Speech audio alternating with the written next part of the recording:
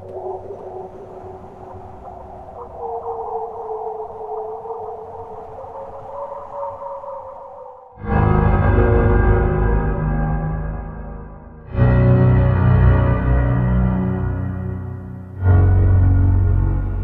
the northern peninsula of Newfoundland, it is not uncommon for a man to go missing, but rare for those lost men to be found.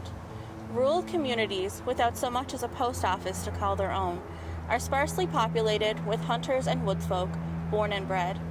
The forests feel like old friends to those that live near them. We are not usually taught to fear old friends. Val sat alone in the highway cafe. The mid-afternoon sun burned hot on her face, forcing her eyes to squint at the pair of burly, salt and pepper men crossing the lot in their flannel jackets and Dunlop boots. They had arrived on grumbling ATVs, each taking the well-worn trails from their homes to this middle ground. This was tradition. The eldest brothers would treat the youngest to a double-double and a cheese biscuit. They'd sit, eat, and drink in silence. When the coffee was gone, they'd cross the highway on their noisy machines, driving further into the woods until the dead end where they piled their wood for winter. Then they would walk, rifles slung over their shoulders, eyes searching the ground for tracks and scat, muscle memory guiding their feet around the bog. Val was not far behind them, but she stayed off the trail, unbeknownst to townspeople like the brothers, who were curious about the young woman who stayed in Harry Gill's old trapper cabin every blue moon. She was part of the forest they thought they knew so well. Val was born to these woods soon after the Nordic settlers fled, long before Lancet Meadows was a tourist site.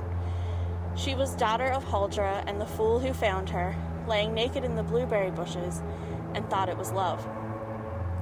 People still wonder why the Vikings left the place they called Vinland. Those people have never had to wonder about how squashed berries look so much like blood and viscera, how a wolf or a bear could remove a man's garments to devour him, or why such a beast would drag a man, piece by piece, into a bog. While the brothers searched for moose, Val stripped off the jeans and heavy sweater that hid her back, which, like her mother's, was covered in bark like a spruce tree.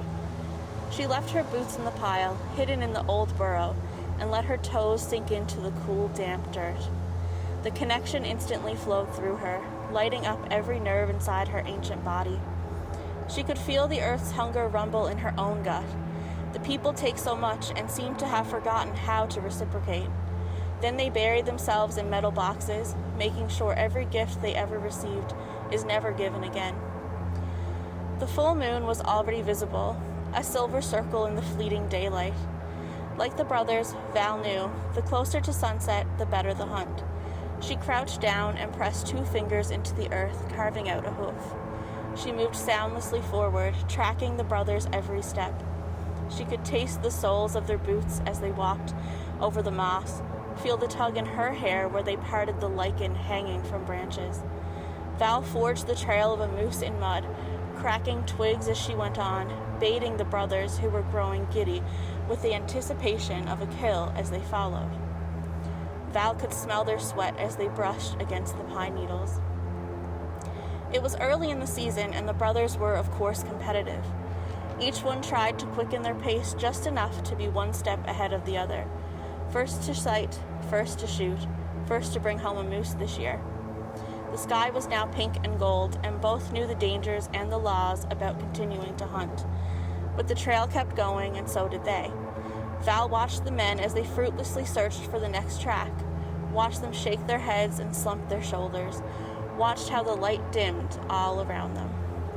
The brothers turned and began the walk back. As they neared the edges of the bog, Val shook an alder brush, and the brothers halted. Still feverish from the chase, they squinted into the brush, struggling to see into the shadowy woods. Val shook the alder again, and the eldest brother gave in. He nodded and signaled for the younger brother to stay put while he ducked gently into the thick trees. The younger brother, resentful of his assigned position and thinking he knew better, walked on, anticipating the moose would move from marshy to solid ground at any moment. Val pulled a spruce branch and let it spring back, drawing the eldest brother further from his kin, whose heartbeat she could hear now near the old burrow where she had started her moose tracks. She planted her feet steady and waited.